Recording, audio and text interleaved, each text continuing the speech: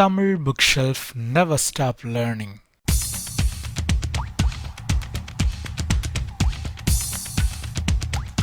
இந்த சாப்டர்ல ஜேம்ஸ் நமக்கு 3 முக்கியமான விஷயத்த சொல்றாரு. முதல் விஷயம், பர்ஃபெக்ஷன் அப்படின்ற பேர்ல ரொம்ப நாள் அந்த திட்டங்களை நம்ம செயல்படுத்தாமலே இருக்கிறது. பிளான் போடுறது நம்ம எல்லாருமே செய்யக்கூடிய ஒரு விஷயம் தான். ஏதாவது ஒரு கோலை மனசுக்குள்ள வச்சுட்டு பிளான் இஷ்டத்துக்கு போட்டுட்டே இருப்போம்.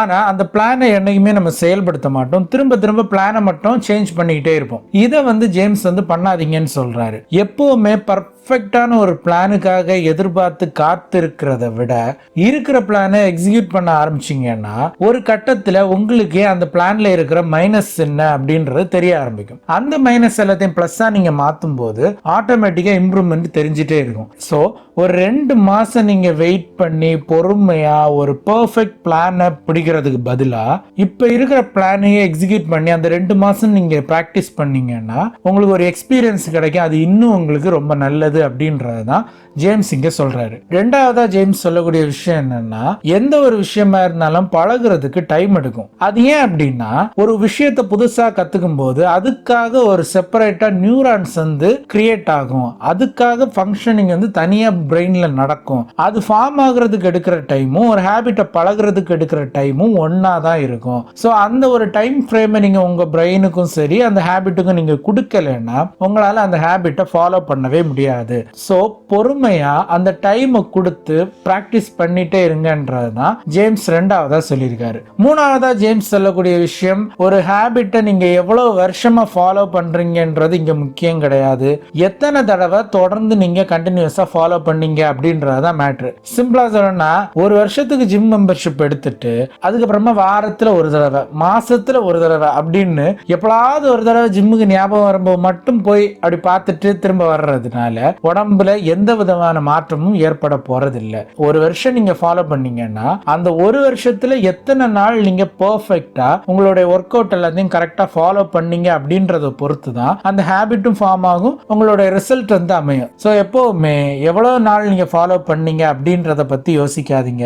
எத்தனை தடவை ஒழுங்கு அந்த ஹேபிட்டை செஞ்சீங்க அப்படின்றதுல ஃபோக்கஸ் பண்ணுங்க. ஸோ வருஷ கணக்காக நான் அந்த ஹேபிட்டை ஃபாலோ பண்றேன் அப்படின்றதுல ஃபோக்கஸ் பண்ணாம தொடர்ச்சியா எத்தனை தடவை நீங்க அந்த ஹேபிட்டை ஃபாலோ பண்ணீங்க அப்படின்றதுல கான்சென்ட்ரேட் பண்ணீங்கன்னா உங்களால சக்சஸா பார்க்க முடியும். இந்த 3 விஷயத்தையும் தான் இந்த சாப்டர்ல ஜேம்ஸ் நமக்கு சொல்லியிருக்காங்க.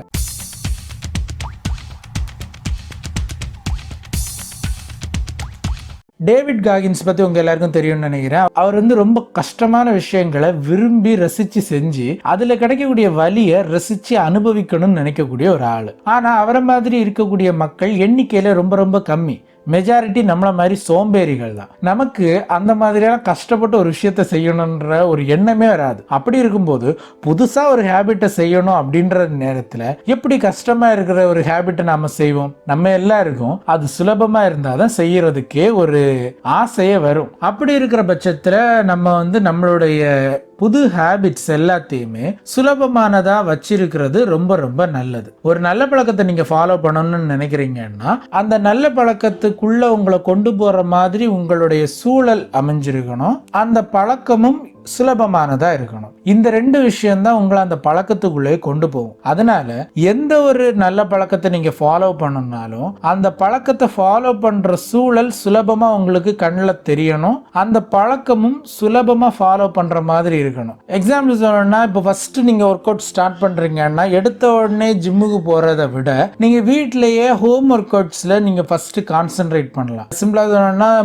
புஷ்அப்ஸ், புல்அப்ஸ், இல்லைன்னா அந்த வாட்டர் கேன் வச்சு பண்ணக்கூடிய எக்ஸசைஸ், வெறும் செங்கலை வச்சு பண்ணக்கூடிய எக்ஸசைஸ்னு சிம்பிளா லைட் வெயிட்டான எக்ஸசைஸை ஃபர்ஸ்ட் நீங்க ஸ்டார்ட் பண்ணி கொஞ்சமா ஒரு சின்ன ரெப்ஸ், ஒரு 5 ரெப்ஸ் 10 ரெப்ஸ்னு கம்மியா பண்ணி உங்களுடைய அந்த ஹேபிட்டை முதல்ல பில்டு பண்ணி அந்த ஹேபிட் உங்களுக்கு ஒரு அடிக்ஷனா ஆனதுக்கு அப்புறமா நீங்க ஜிம்முக்கு போனீங்கன்னா அதை ஃபாலோ பண்றது ஈஸி. இப்போ நீங்க உங்க வீட்டுல இருந்து 10 கிலோமீட்டர் டிராவல் பண்ணி தான் ஜிம்முக்கு போனோம், எங்களுக்கு ரொம்ப டிஸ்டன்ஸ் தான் ஜிம் இருக்கு அப்படின்ற பட்சத்துல நீங்க மெனக்கட்டு ஸ்டார்டிங்லேயே போவீங்களான்னு கேட்டீங்கன்னா 2 நாள் போவீங்க, 3 நாள் போவீங்க.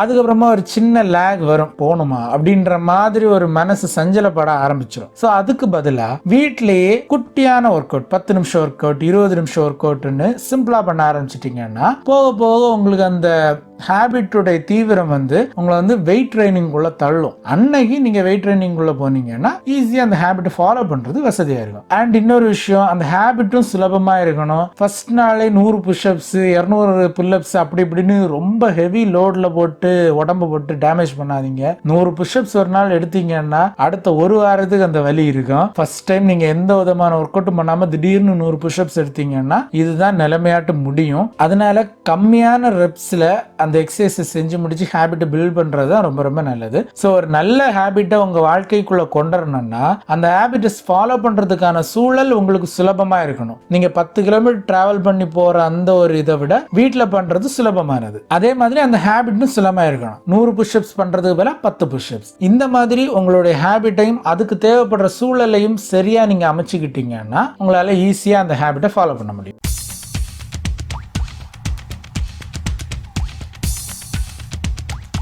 ஒரு நல்ல விஷயத்த செய்யணும்னு நம்ம எப்பெல்லாம் இறங்குறோமோ அப்பெல்லாம் நமக்கு இருக்கக்கூடிய ஒரு பெரிய தடங்கள் என்னன்னா ஸ்டார்டிங் ட்ரபிள் தான். நம்ம எல்லாருக்குமே ஒரு விஷயத்த செய்ய தொடங்குறது தான் ரொம்ப ரொம்ப ரொம்ப கஷ்டம். அப்படிப்பட்டவங்களா நீங்க இருந்தீங்கன்னா உங்களுக்கு ஜேம்ஸ் சொல்லக்கூடிய ஒரு நல்ல வழி 2 நிமிஷத்துல அந்த ஸ்டார்டிங் ப்ராசஸ பண்ற மாதிரி வைங்க அப்படின்னு சொல்றாரு. சிம்பிளா சொல்லணும்னா அது ஒரு ஹேபிட்டா நீங்க ஃபார்ம் பண்ணிக்கணும். 2 நிமிஷம் ஹேபிட். அதாவது ரன்னிங் போறது உங்களோட ஹேபிட்டா நீங்க சூஸ் பண்ணிருக்கீங்க அப்படின்னா ஷூ மாட்டுறத 2 நிமிஷம் ஹேபிட்டாட்டு ஸ்டார்டிங்ல வச்சுக்கோங்க. அந்த ஷூ எப்ப மாட்டிட்டீங்களோ உங்களுக்கு ஆட்டோமேட்டிக்கா ஒரு சின்ன வாக்காது போவோமே அப்படின்னு சொல்லிட்டு உங்களுக்கு ஒரு ஐடியா வரும். அதை எடுத்து நீங்க போயிட்டு வந்துருங்க. அதே மாதிரி இப்ப எக்ஸசைஸ் பண்ண ஆரம்பிச்சீங்கன்னா 2 நிமிஷம் வார்ம் அப் பண்ற மாதிரி ஏதாவது ஒண்ணு பண்ணுங்க. இது ஏன் இப்படி பண்ணணும்னா ஒரு சின்ன புஷ் உங்களுக்கு கொடுத்ததுக்கு அப்புறமா ஆட்டோமேட்டிக்கா அதுக்கப்புறம் செய்ய வேண்டியதை நீங்களே செய்ய ஆரம்பிச்சிருவீங்க. என்னால இதையும் தாண்டி செய்ய முடியுமேன்னு கொஞ்சம் கொஞ்சமா உங்களை நீங்க புஷ் பண்ணி கொண்டு வந்துருவீங்க. ஸோ அந்த ஸ்டார்டிங் ட்ரபிளை மாத்துறதுக்கு தான் இந்த 2 நிமிஷம் டெக்னிக்கை அவர் வந்து யூஸ் பண்ண சொல்றாரு. படிக்கிறதுக்கு ஒரு எக்ஸாம்பிள் சொல்லணும்னா 2 நிமிஷம் படிக்கிற இடத்த ரெடி பண்ணணும்.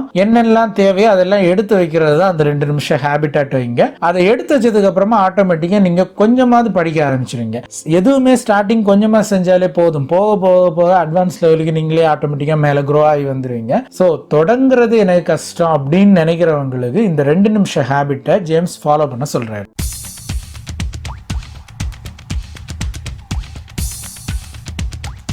உங்களுடைய பிரசன்ட் டைம்ல நீங்க ஒரு மோசமான பழக்கத்தை எந்த அளவுக்கு கடினமானதா மாத்துறீங்களோ அந்த அளவுக்கு உங்களுடைய ஃபியூச்சர் நல்லா இருக்கும். இப்ப எக்ஸாம்பிளுக்கு பான் அடிக்ஷன் எடுத்துக்கலாம். முதல்ல அந்த சூழலை கடினமானதா மாத்தணும். அதுக்கு ஏற்கனவே நம்ம பார்த்த எக்ஸாம்பிள் தான். உங்களை சுத்தி எப்பலாம் ஆட்கள் இருக்கிற மாதிரி இருந்துட்டீங்க அப்படின்னா உங்களுக்கு அந்த பான் அடிக்ஷனுக்குள்ள போறதுக்கான சூழல் அமையாது. 2வது அந்த பழக்கத்தை கடினமானதா மாத்தணும். அதுக்கு நீங்க பண்ண வேண்டியது டிவி, மொபைல் இந்த மாதிரிப்பட்ட டிஜிட்டலான எல்லா விஷயத்தையும் நீங்க கொஞ்ச நாளைக்கு அவாய்ட் பண்ணணும். முடிஞ்ச அளவு இது ரொம்ப கம்மியாட்டு நீங்க யூஸ் பண்ண ஆரம்பிச்சீங்கன்னா உங்களால ஈஸியா பான் அடிக்ஷன்ல இருந்து வெளியே வர முடியும். நான் ஏன் இந்த 2யுமே கம்மி பண்ண சொல்றேன்னா சில பெண்கள் என்ன பண்றாங்கன்னா அவங்களுடைய உடம்ப வச்சு வியாபாரம் பண்ண ஆரம்பிச்சுட்டாங்க. இப்ப ஒரு சீரியல் எடுத்துக்கிட்டீங்கன்னா அங்க என்னதான் பெண் உரிமை அது இதுன்னு பேசினாலும் அவங்க வைக்கக்கூடிய கேமரா ஆங்கிள் கூட அந்த பெண்ணினுடைய உடம்பு ப்ரொஜெக்ட் ஆகுதா அப்படின்றத பார்த்து பார்த்து செய்யறாங்க. சோ இந்த மாதிரி பெண்ணை வச்சு வியாபாரம் பண்ணிட்டு இருக்கக்கூடிய ஒரு சமுதாயத்துல உங்களால இதெல்லாம் யூஸ் பண்ணிட்டு பான் அடிக்ஷன்ல இருந்து வெளியே வரது கொஞ்சம் கஷ்டம். அதே நேரத்தில் இது எல்லாத்தையும் நீங்க கம்மி பண்ணிட்டீங்கன்னா அந்த சிந்தனை வராம இருக்கும். நீங்க ஃபுல் டைம் பிஸியா இருக்கீங்க, போன் யூஸ் பண்றதை கம்மி பண்ணிட்டீங்க அப்படின்ற பட்சத்துல உங்களுக்கு அந்த சிந்தனை வராது. சோ அதை நீங்க செய்யவும் மாட்டீங்க. சோ ஒரு மோசமான பழக்கத்தை நீங்க மாத்தணும் அப்படின்னு நினைச்சீங்கன்னா முதல்ல அதோடைய சூழலை கடினமானதா மாத்துங்க. 2வது அந்த பழக்கத்தையே கடினமானதா மாத்துங்க. இந்த 2 விஷயத்தையும் நீங்க மாத்திட்டீங்கன்னா நீங்க அந்த மோசமான பழக்கத்துல இருந்து வெளியே வந்துடலாம்.